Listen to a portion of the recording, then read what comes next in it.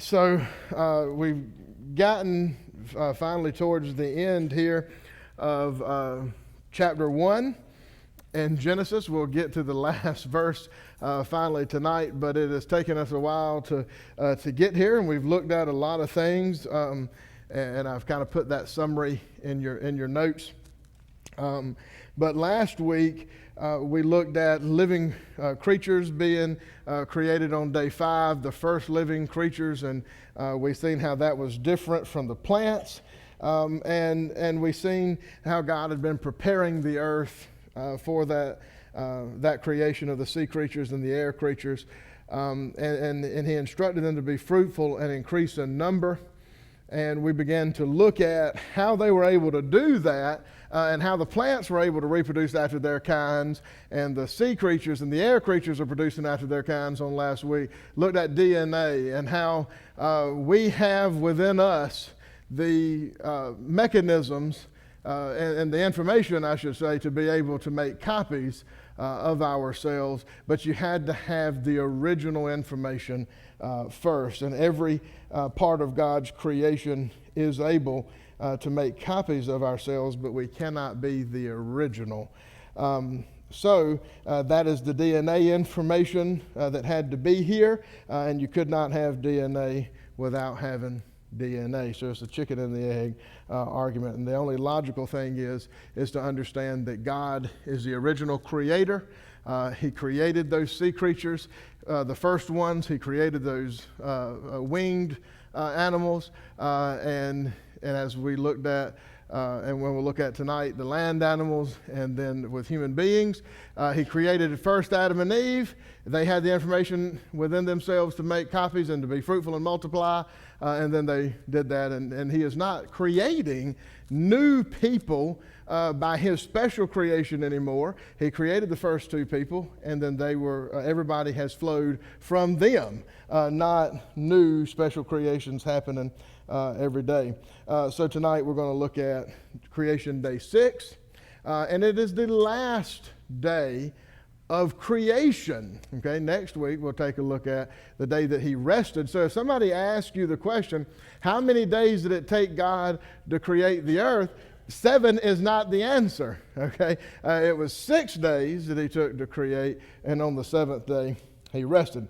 So Genesis chapter 1, and firstly we're going to look at verses 24 and 25. And it says, "And God said, let the land produce living creatures according to their kinds, livestock, creatures that move along the ground, and wild animals, each according to its kind.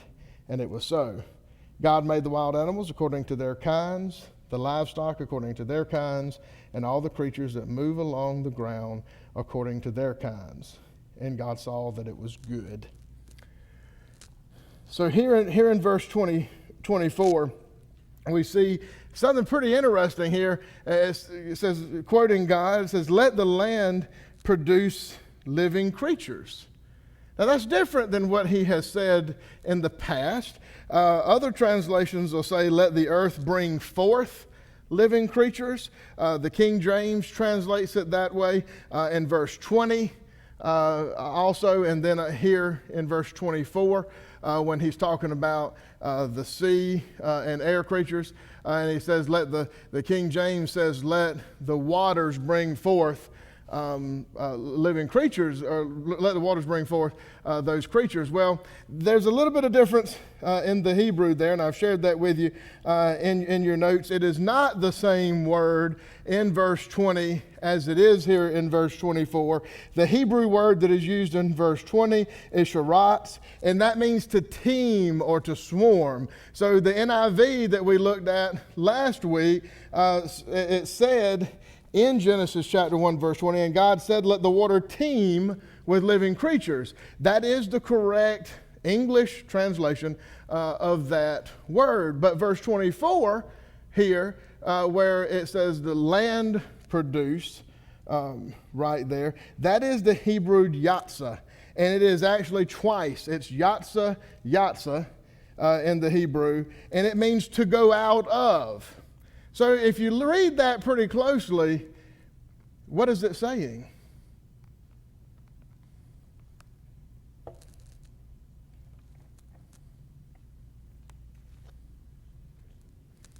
What, Ken? Ken says he produced animals from the earth.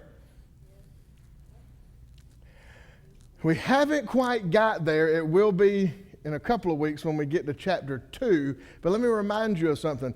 What was Adam created from? Oh, dirt. Okay, so this is the first instance of God using inorganic material to create something. Every portion up to this, every portion of creation up until now, he has says, let there be light, or let this happen. And these things have just come about because of his spoken word. And we often talk about it in that way. Let there be a chicken, and there was a chicken. However, if you read this, and the English translations get it right, I mean, the King James got it right, in this, and every other translation out there says, bring forth, let the land bring forth, let the land produce living creatures. You study that again, as I put in your notes, in the Hebrew, and that's what it's saying, it's bringing forth. Now, why would he use that different language if that's not exactly what that is meaning here? So the only real way to look at that is to see that he has used inorganic material from the earth to make land animals, and that shouldn't be a shock, as I say, because we know that Adam was created from dust. So again, God has spent a lot of time speaking things into existence, but when he spoke all this, and we go, well, look, all of these things, we need this kind of minerals and all of these things that fit together, it's because God created all of this stuff to work together. We are all coming from the same creator. We all are built up of the same minerals and material and molecules and all of the elements and things of that nature, hydrogen, carbon, and oxygen, and all the rest of that. And it all fits together to be the building blocks that make all of matter. So we see God creating here the land animals, and he's doing that from the earth itself. He creates a couple of different broad categories of animals as we see here. The first one is livestock, or if you look, I think in the King James, it'll say cattle. And that word there is behemah in the Hebrew. And that really, it encompasses not just bovines, it's not just cattle. It is broader than that. I looked at last week when you see it used whale for the fish and the great fish and all the rest of it. These words are giving us a word picture for what we consider to be the best kind of animal example for that word. But this is talking about any domesticated animal. It encompasses sheep and goats and all the rest of those domesticable type of animals that we consider today livestock. Do you consider an alligator livestock? Okay. What do you consider today livestock? If I say that I own quite a bit of livestock, what type of, Horses, sheep, pigs, cattle. That man said llamas. That may be in certain countries, emu or whatever. But you get an idea of livestock. This is why the most modern translations say livestock there, because it gives you the domesticable type animal picture within your mind.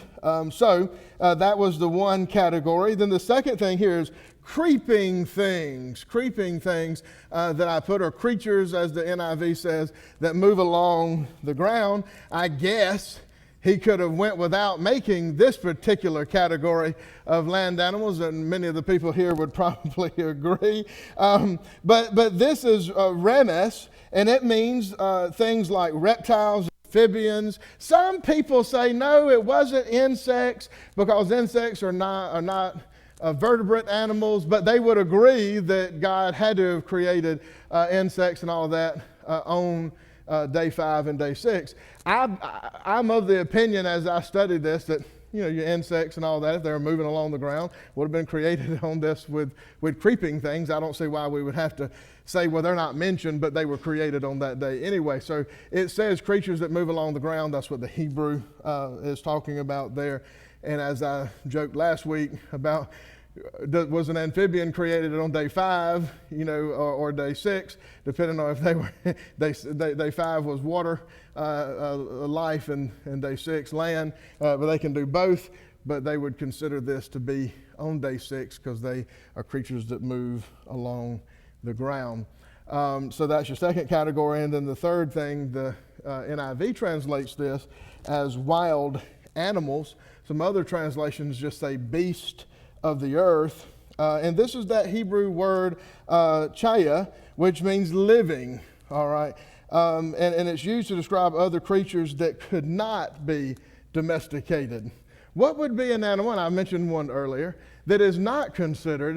It's a moving animal, maybe larger, that is not an animal that you necessarily domesticate. Huh? Lions, tigers. Rhinoceros, elephants, giraffe, huh? Zebra. I mean, you probably could maybe, I guess, domesticate a zebra, but I haven't seen anybody riding around on one, so you're probably right about that. What else? A gator. Mm-hmm. Hippopotamus. Huh? Thank you for reading along there. I have postulated here that this is the day that we created these animals, and the wild beast. Now, I want to make sure that I qualify this. A lot of times when you think about a wild beast, you're thinking about an animal that's going to go out and rip something else to shreds, a savage type of animal. As we'll see today, somewhere in the ballpark of verse 29, and I preached a sermon a couple of weeks ago about this. These animals at this time, prior to the fall, are not eating meat. They were not permitted to eat meat, and again, we'll look at that in a few minutes. So this wild part wasn't again just animals that were carnivores, and the livestock means things that just ate grass. Your herbivores. It is talking about just animals that you necessarily don't just come and have at your house as pets or what you would consider livestock. So a lot of the things that you mentioned. So just from a easy reading of the Bible, this would be the category that dinosaurs would fall into. And people today use that word, and it's such a stigma. Dinosaurs, oh no, that is a total different class of animals. These are this class over here, and they're 65 million years old, and they were wiped out by a huge asteroid and all the rest of it. And you have to put them aside. They're not like any other types of animals. You've got to be crazy. We still have dinosaurs today. The word itself, as I put in your notes, I hope if I remember correctly. Yes, way down here. The word dinosaur was created in what year? So, not that long ago, was it? We didn't have such a distinction between that. Well, we have had dinosaur bones before that time now. This is not when dinosaurs, the first dinosaur bones were discovered, but this word was created by Richard Owen in 1842, and it comes from dienos, which means terrible, and potent or fearfully great, those three types of meanings, and sauros, meaning lizard. So great lizard, terrible lizard or reptile there, and that's what that word means. Well, an alligator is a terrible lizard. I don't know if y'all have ever seen a Komodo dragon. Anybody have any idea how tall a Komodo dragon is? You have Komodo dragons that would come up to this pew.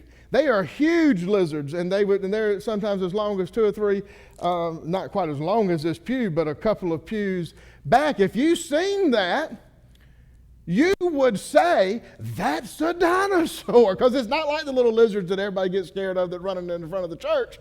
Out here, it is a terrible big lizard. Most dinosaurs, by the way, if you do a study on the percentage, and I can't remember, I think it was 60% of dinosaurs were, they say, and don't quote me on that percentage, I can't really remember. It was the majority of dinosaurs were no larger than sheep, and all that they say when you look up all the dinosaurs we have. We thought, oh, everyone was as huge as a T-Rex and Stegosaurus and all the sauropods and all the rest of that. There were dinosaurs that were obviously big, but most animals that we have today are not as big as elephants, right?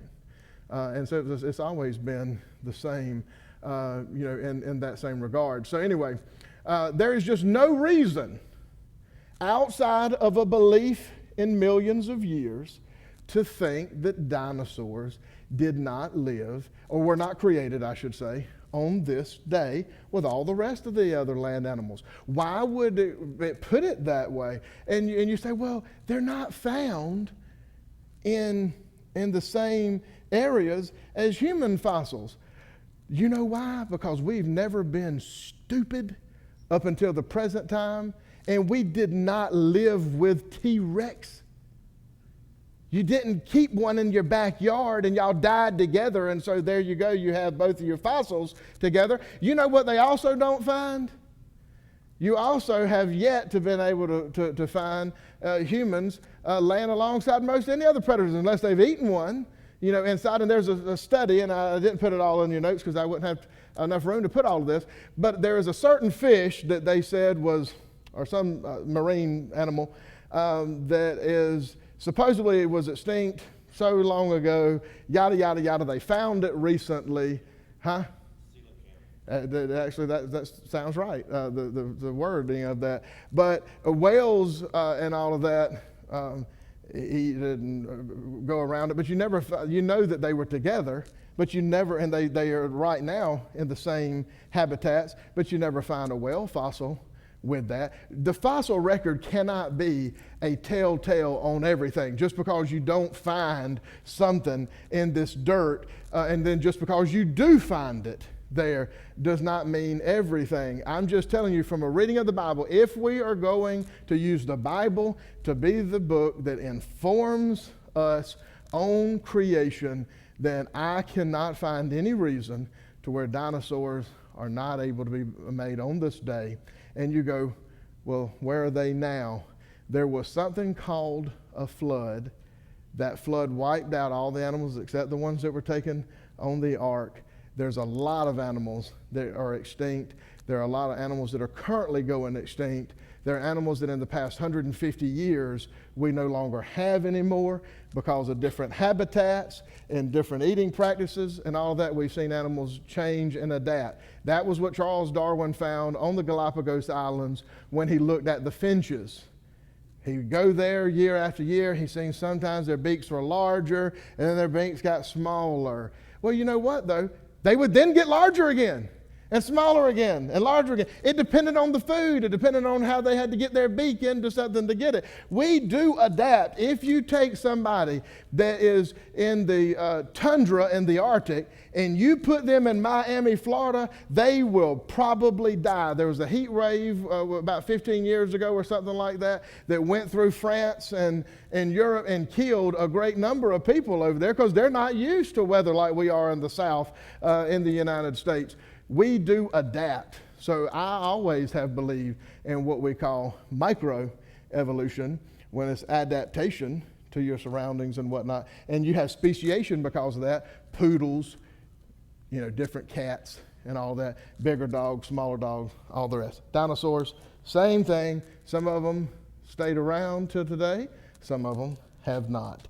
Now, that's all there is about that as far as what I've got to say. Now, I did skip over here when it says about the kinds, and I put a note in here at the end there of verse 24. It says that each was to make or to produce according to its kind, and it was so. And then as you get into verse 25, it reiterates that the wild animals, the livestock, the creatures that move along the ground are all made according to their kinds. That is important. You ask the question, what does the word kind mean? I've given you a quotation here from Answers in Genesis. It says, since 2 of each kind of land animal and 7 of some were brought aboard the ark for the purpose of preserving their offspring upon the earth, that references Genesis 7:3, it seems clear that a kind represents the basic reproductive boundary of an organism. That is, the offspring of an organism is always the same kind as its parents, even though it may display considerable variation. A kind is not a species. All right, and there we have different levels in our scientific models of family and kingdom and phylum and all the rest of that stuff there. A kind, just simply put, and I tried to put it down in good terms, a kind represents organisms that together can reproduce offspring. If you take a alligator and a cat, they are not going to be able to reproduce together. Okay, you're not going, huh? You're not going to get a catigator or none of that kind of stuff there.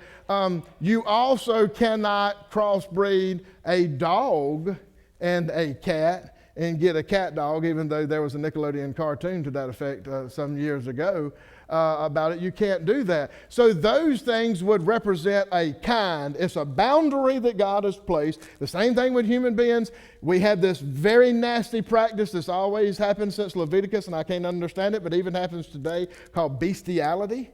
All right, where people have sexual relations with animals. You cannot reproduce because God has put boundaries there. Now, it is a little weird. We can make ligers and tigons and all of these different types of animals. Some of them, and I think the studies have shown that the female, if the female is the dominant one, and I can't remember how it works, some of them can make other ligers and tigons and all the rest, to say that a lion and a tiger could be within the same kind. But it's a little hairy because if you got the male is the dominant one in there, and I think that's what you call if the male is a lion and the female is a tiger, then that's a liger, then a liger cannot reproduce.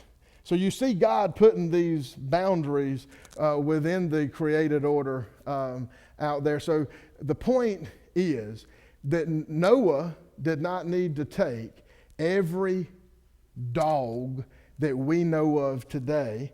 He would have only needed 2 wolves or whatever, or a couple of different pairs. It has been studied by secular science that all the current breeds of dogs that we know of, they have traced them back to 2 wolf that were out there. Same thing with humans, the Human Genome Project, and somewhere in around 2000, they traced all the human genome back to 2, the original ancestors. I wonder where it took them a long time to study that. The Bible's been said it. Adam and Eve here, and they've said yes, it was 2 human beings that produced all of these different folks that we have now across. I doubt very, very seriously that it was a monkey. Monkeys have tails, by the way, so it would have to be an ape. But gorillas and all the rest of those things are different kinds. So God said, you are to go and produce after your kind. You're not supposed to be going with any other thing that is out there other than what is after your kind. Now, jumping down after that, I put in here about Richard Owen, which I had jumped to in the dinosaurs. Actually, I'm not going to go over this tonight, but if you read Job chapter 40, you're going to run across 2 animals within the book of Job, but in chapter 40 it talks about a behemoth here, and that resembles, if you read that, a large sauropod dinosaur, and a sauropod dinosaur would be those long neck brachiosauruses, and those dinosaurs, because and it talks about it has plates of iron, and the main thing in that description in Job 40 is it says it has a tail that swings like a cedar. Now, the Schofield Bible and a couple of other older reference Bibles that came out, if you read them, they'll say that what Job 40 is describing to you is an elephant or a hippopotamus. Now, if you can picture for me an elephant's tail, if you were to see that, you would go, look at that little tail. It's swinging like a cedar. I doubt that very seriously. But if you took the information in Job 40 and you took that and you drew what you're reading, you would draw a sauropod type of dinosaur, maybe not the long neck part, but you certainly draw a long tail. And there's all kind of artist renditions. And they just happen to look like what we see as modern day dinosaurs. The Leviathan is also in there, which people say that's a crocodile, and it actually does seem to describe it. My only thing that I'm going to submit to y'all is if dinosaurs predated human beings, how in the world do we have so many ancient cave drawings and artistic renderings from the 1400s and all the rest before we were able to have all of this advanced stuff to make us know the depth of the skin and to be able to make a good model to know what that dinosaur really looked like? And they were drawing and painting dinosaurs before we had all of the bones to be able to look at all of this, and they look almost identical to what our modern renderings are. The biggest thing to me from a logical standpoint is dragons, all right? Dragons have been around for thousands of years as far as in ancient Chinese literature and all the rest. Now, did they breathe out fire? I don't know. But if you look at dragons, they look scarcely similar to what we draw today as a lot of dinosaurs. I mean, sometimes they put wings, and we have all of the rest of this. I'm not saying they haven't taken artistic license with this, but it is weird to me that you could get so close to things that we only have bones for if you never seen one, if nobody had ever seen that type of an animal before. I understand it's complex. I understand that it boggles my mind too because of all of what I've seen, but I think that at least what we can submit to is that we still today have examples of terrible lizards and things that would kill us that we live alongside. So human beings have always been resourceful and been able to kill and subdue things with bows and arrows and rocks and all the rest of it. So I don't think that just because we had something that would eat us means we couldn't live alongside of it. But anyway, so you had your land animals. There you go. That was verses 24 and 25. Verses 26 through 31 says, Then God said, Let us make man in our image and our likeness, and let them rule over the fish of the sea and the birds of the air, over the livestock, over all the earth, and over all the creatures that move along the ground. So God created man in his own image. In the image of God, he created him. Male and female, he created them. God blessed them and said to them, Be fruitful and increase in number, fill the earth and subdue it. Rule over the fish of the sea and the birds of the air, and over every living creature that moves on the ground. Then God said, I give you every seed-bearing plant on the face of the whole earth, and every tree that has fruit with seed in it. They will be yours for food. And to all the beasts of the earth, and all the birds of the air, and all the creatures that move on the ground, everything that has breath of life in it, I give every green plant for food. And it was so. God saw that all that he had made, and it was very good. And there was evening, and there was morning, the sixth day. As we see here, God has created man. In verse 26, we see the creation language of God alter yet again. He had said, let there be light, and all of those things. Then he changed and said, let the earth produce the land animals. And now he's made a third change here, and he says, let us make, as opposed to let there be, or whatever else that we have seen here. Now, what is the significance of that? Some people say the Holy Trinity. We have seen that the plural form for God and Elohim is used throughout Genesis. And here, that is a correct rendering of what is in the Hebrew.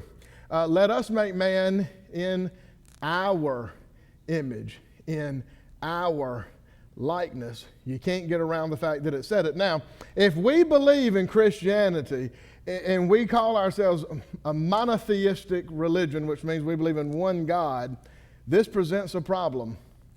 And Jews, for instance, they are very monotheistic in that they have no idea. I don't mean that they have no idea. They don't have any thinking on it. They don't believe in the Trinity. They believe in God. They know that there's going to be a Messiah that comes, but Jehovah God, Yahweh, is their God. In Christianity now, because of the teachings of Christ and the New Testament, and then as you see it absolutely being confirmed in the Old Testament, we have this idea of the Trinity. So this would pose a bigger problem for Jews, is what I'm trying to say, than it does for Christians, because we can explain it in the Trinity teaching. So if, in fact, this was a problem for the Jews to be talking about God in the plural form, then why didn't they just change it over the years? Why didn't they erase that and say, let me make man in my image and in my likeness? It would have been better had they done that, because it would have fit their mindset, is what I'm saying. The point is, this has not been a change. This has been in the Hebrew text that obviously predated the Bible. So it wasn't like we looked at the teachings of Jesus and he was talking about, I am, if you've seen me, you've seen the Father, and I and the Father are one. And there was Trinity teaching in the Old Testament. Somebody said, we got to go back and change that Old Testament stuff, and we got to start making it sound like God is more than one person. You get what I'm trying to say? That didn't happen that way. And there would have been reasons that the Jews should have changed it. This is exactly what was written as Moses penned it. And it's here. You got to deal with it. It makes total sense to us when we talk about it in the Trinity. But he goes on and he says, in our image, in our likeness. Well, there's been all kind of sermons preached on this, all kind of speculation. I remember reading this when I was 11 years old, when I really started reading the Bible throughout, and I was reading my old King James, and I got to this, and I thought, I went in there and asked my grandmother, said, what does this mean? She don't even go to church, so it wasn't even a good person to be asking, so she didn't know. And I went and I asked Miss Lee, who was my spiritual mentor, and she's still living, and I said, what does this mean, Miss Lee, when it's talking about, this would have been, I was about 12 by this time, what does it mean that we're made in the image of God? She said, well, basically, everybody kind of looks like God. So I pictured at that time in my life, I was watching the Power Rangers, okay? And some of y'all in here may be too old to even know what I'm talking about. But the Power Rangers, they had this big Zorgon or whatever, and he was in that tube. You had to remember this, Trip. Come on, you're not that much older than me. But he was a big head in that tube. And I pictured God as that, and he had a little black piece over here and white piece, and it looked kind of like a lady. It scared me when I thought about this picture, where I said, I don't know if I want to meet him. That dude looks crazy in my mind. When they say, well, he looks like everybody, because I'm looking at all y'all trying to put little pieces of this pixelated head, out here somewhere, because this part of the Bible does mess us up a little bit. How are we, and all of our variations, made in the image and in the likeness of God, females and males alike being made in the image and likeness of God? So it's certainly worth studying here.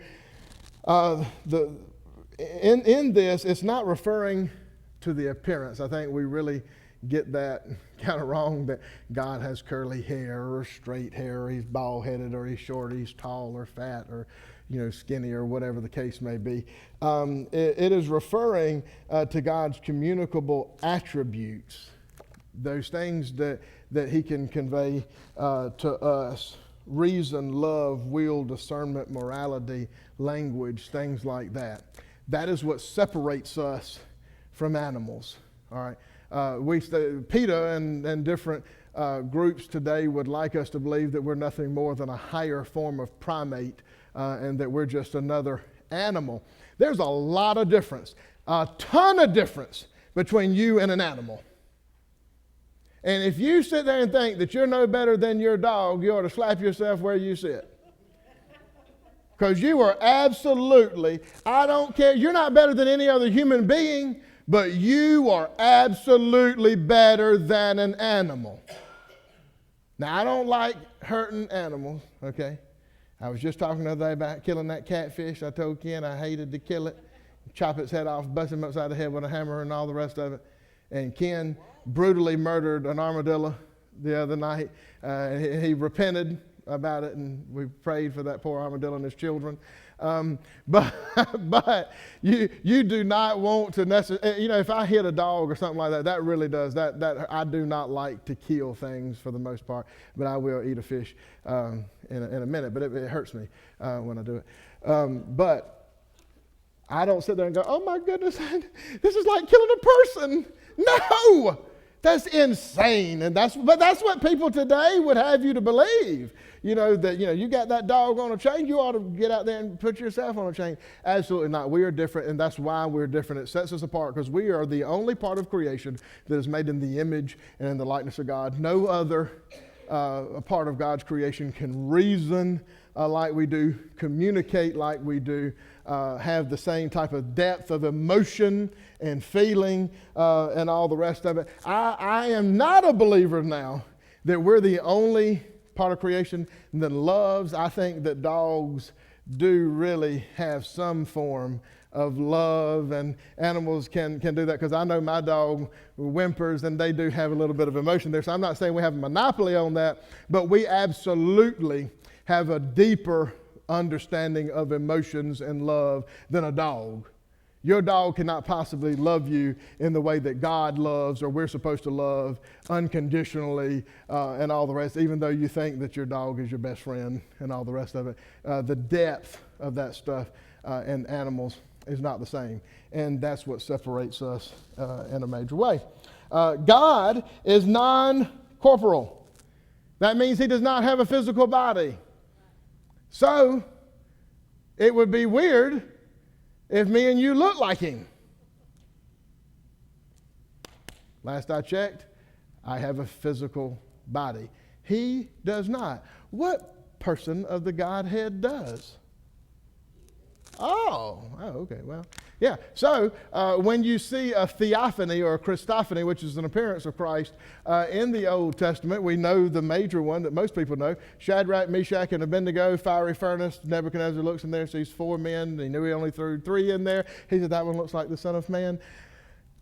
There you have Jesus in the Old Testament. Who talked to Abraham about the city of Sodom and Gomorrah and Lot and all that? He was standing there face to face. Some of these things were angels, but this is different. When he's looking at God, if you look at God and you see a head and feet and all the rest of it, do you know what he'll look like? Or who he'll look like? Jesus. Okay. Again, how do you reconcile what Nebuchadnezzar said with the 4th man in the fire? And I'll leave that there, because that's certainly a subject for deeper talk later. But here, God does not have a corporal body, so he's not talking about the physical body. Again, we're talking about those things and those attributes that we can have. We are not the same as God. We do not have attributes such as omnipotence, omniscience, omnipresence, self-existence, and all the rest of that. So there's no teaching of the Bible that says you are exactly like God. You're made as an exact replica in every way of God. If that was the case, then again, we would be all-powerful, all-knowing, be able to be everywhere. We'd be self-existent and all the rest of it, and we certainly are not. So that's not what that is talking about. Again, what separates us is those communicable attributes of the depth of those things that come from our soul, the reason, love, will, discernment, morality, and language. The Hebrew word in this verse in our image is tessalem here, and it means imitation. And that really I would put in that we're a cheap imitation of the image of God in that sense. Our reasoning pales in comparison to his reasoning. Our love, our morality, all of those things that we're made in the image of God in are nowhere near what God's are and how God is. So we're not, again, that exact copy. We have in the Latin term the imago Dei, which is the image of God. There are limitations on the attributes that we have, and I put other Hebrew words in there for you to look at. One of the attributes that this verse teaches us that we have is that we're to rule over the earth and all the creatures. So we have this, what I call in your notes, a dominion mandate. This is another thing that totally separates human beings from the other animals. The lion is not the king of the jungle and all that. Man is. And when you look at this, as we get into verse 27, it's going to be even broader than that. But as people, some folks have taken that, Christians, and they have said, because we're the rulers and we have the rule over the animals and the earth, we can do with them like we please. We can just kill all the animals we want to and destroy the planet and all the rest of it. Absolutely not. When God saddled us with the responsibility to subdue the earth and to rule over it, that means that we're the stewards of what God has. We should be inherently environmentalists. That is a good thing. I mean, I know that in certain circles that's a hot button issue with climate change and tree hugging and all the rest of that stuff out there. But nobody would seriously say that you ought to dump nuclear waste into the ocean. I don't think that we ought to do that. I don't think you ought to just go around killing every animal that you want to and not eat them and all the rest of that kind of stuff and just cutting down trees just for the sake of doing that kind of stuff. God has given us a responsibility to be the stewards of this world, and we ought to treat it as his creation and as his planet, like you are supposed to treat his house, the temple, your body, all the rest of that kind of stuff. So we absolutely should not treat things in a dishonorable way. In verse 27, it tells us here, so God created man in his own image. In the image of God, he created him. What's this last part say? Male and female, he created them. Not transvestites and transgender and no, I'm not being funny about it. It is male and it's female. There is only two sexes that are created. You are born with a certain number of chromosomes that determines whether you come out male with the reproductive organs. You say, well, there's some people that are half and half. No, they are not. They absolutely may have a deformity in the outward organs that they have. There's plenty of people, you Siamese twins, you have all that kind of stuff. But at their core, from the chromosome level and all the rest, you can determine whether somebody is a male or female. I know this is controversial, and I'm being recorded on this.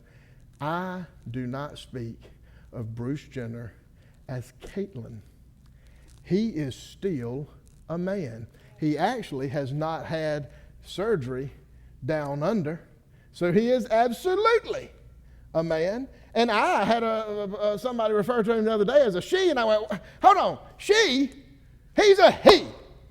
By George, okay, what you're born with. And I asked the people when I was at the bank, because I just had to make a joke of it, when I was in training as I went back to Tallahassee, and I said, we have to put on their check male or female whenever we are opening an account. I said, what if we have somebody that had a sex change? They said, what's on their driver's license? They said, because you got to be one or the other. The point that I'm making is people can get mad all they want to, and they can talk about people should have the right to change and choose and yada, yada. The Bible says he created male and female, and you were born a certain way. And you know what? I don't necessarily like being fat right now, but I'm dealing with it, okay? And you may at some point feel like you want to be a thief or feel like you want to go out and murder somebody. You ever wanted to choke the life out of somebody? I haven't. I wouldn't admit that from the pulpit. But, you didn't do it. A lot of times you may feel a certain way. You should never make your feelings 100% actionable. You should not always put your feelings into action. Isn't that true? Amen. So you just telling me I feel like I'm this way? I feel like I'm a millionaire, but I am not, okay? And there's nothing I'm going to be able to do about it seems like it. So for what that, I don't want to trivialize things, because I do know that there are cases to where people have really serious mental issues or trauma and all the rest of it. I would never want to trivialize such cases, but the point I'm making to you is it is not natural to do that. It is not the way God intended things to be, and I'm not going to speak anything other than what the Bible says on the matter. So yes, that's exactly right. So when you look at this too, though, in verse 28, ladies, perk your ears up. Look at what is happening here. It says, God blessed who? Both of them. He just, who is them referring? Go back to verse 27. Let's reminisce. The male and female. So he says, and God blessed them in verse 28. And he said to them, be fruitful and increase the number, because you got to have two to do that. Okay, as far as I know. And so he says, be fruitful, increase the number, fill the earth, and what is that last part right there? Wait a minute. Then he says, he's kept going. He never stopped, did he? And said, men, listen to me. Hey, Eve, shut up and sit down. He didn't say that, did he? Have you read that? I didn't read that. He keeps saying them. I've highlighted it actually in your notes on there. He says God blessed both of them equally. So there's a blessing upon both the male and the female. He said, be fruitful, increase in number, fill the earth, and subdue it. And this next part, rule over the fish of the air. Flying fish, they do have them. Rule over the fish of the sea, the birds of the air, and over every creature that moveth, as the King James says right there, upon the ground. Now you tell me, who is ruling the earth right now? Say it louder. Men and women. From the very first book of the Bible, God put females in value and in worth, in blessings and everything at the same exact level as a man. Okay? It absolutely was a partnership where, as we'll see in chapter 2, where Adam was created first. There's no doubt about that. Whether you like it, ladies, or not, he was the first, okay? And he's created first. And then he needed a suitable helper. Well, he looked at all them hippos and he said, well, that's not after my kind. I'm not going to be able to do all that, reproduce after that. So I need a suitable helper. He wasn't necessarily, y'all, I'm making a joke, but he wasn't talking about having somebody to help him sweep. He was talking about having somebody to have sex with. Anybody in here a child? I didn't think. I mean, yeah, almost. Okay. But you know what I'm talking about. He said, he looked and said, I don't have a suitable helper. He wasn't talking about somebody to help him till the ground. That's what he was meaning. And he had then Eve that came later. And then that is the only way that they were to fulfill what God had commanded them to be fruitful and multiply and then subdue the earth by that. Marriage in what God created in this time is a completion, not a competition between each other. And if you've taken my premarital counseling, I talk about that quite a lot. We're to complete each other and not compete against one another. Now, later on, is there a hierarchy in the home? Did God set the man and saddle him with the responsibilities of being the head of the household, with the responsibility to treat his wife and love his wife as Christ loved the church, and that a wife should submit to her husband that is doing that. Absolutely, it's unequivocal scripture that is out there. I don't argue about it. That's the way it is. But I don't want people to misinterpret the Bible and to think that the Bible from its very first chapter was trying to put women as a second class. It absolutely was not. And I don't know how you could read it any other way. So there you go. Here's my feminist speech. Now, moving on. 29 and 30. God made creatures in the beginning, vegetarian. I don't know how you read this any other way, people. I'm just saying. It says, then God said, I give you. Who's he talking about? Who's you? What's that pronoun talking about?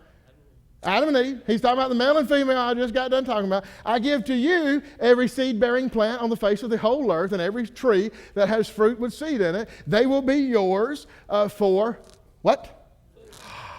Food. Wow. Okay. So, moving on. What's the next verse say here?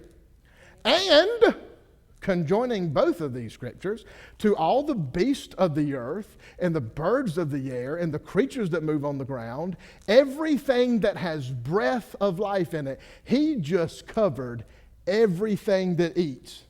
Do you get that? Not plants, but everything that has the breath of life in it. I give you every green plant for food. And then he took the gavel, slammed it down, and he said, and it was so. Period. You had plants to eat. You're a vegetarian. There was not a lion running out and going and eating at this particular time a gazelle. I know it's weird to think about it, but we're looking at things from a post-fall world. So again, no problem with living with a T-Rex if their T-Rex was even here at this particular day, if the kinds have not yet made it out there. He wasn't going to eat you. He was over there eating a watermelon. I don't know what he would have been eating, but you just knew, like, stay over there, boy. It's absolutely weird to me to be able to ponder all of this stuff, but I'm just telling you, as what I make a plain reading of what the scripture says, everything in the beginning was vegetarian, and he didn't have to write it that way. I don't know why Moses would have just thought in his head, I need to say this. It wouldn't have even made sense to Moses because he's seeing animals kill each other all the time. So why would he have put this in it? And if it was so crazy and out of this world, why haven't they changed it in 4,000 years of biblical writing? So I just believe it as written. And as he goes on in verse 31, he ends as he has been doing. He says, God saw that all he had made, and he added that was very good. And there was evening and there was morning the sixth day. So in 6 normal length, 24-hour days, God created the heavens and the earth. He has filled the earth. He has given the mandate for the animals and mankind to reproduce after their kinds, for the plants to reproduce after their kinds, and to fill the earth and to subdue it. And he's looked, and some people have looked at this, and it is true because he did end the verses 24 and 25 and say, and this is very good, but people have attributed the very good only to human beings. It is true that he looked at human beings and we are separated because we're made in the image and the likeness of God, and we do have a higher order. That very good, in this pastor's opinion, is he stood back and he's looked at now the entirety of creation, and he said, and all this is very good. The very good part is not what separates us from the animals, because I've heard so many preachers teach that over the years. Oh, and we're the only part of creation that God said was very good. That doesn't matter. We're the only part of creation that God said he made in his image and in his likeness. That's that part. This part, he's ending his creation.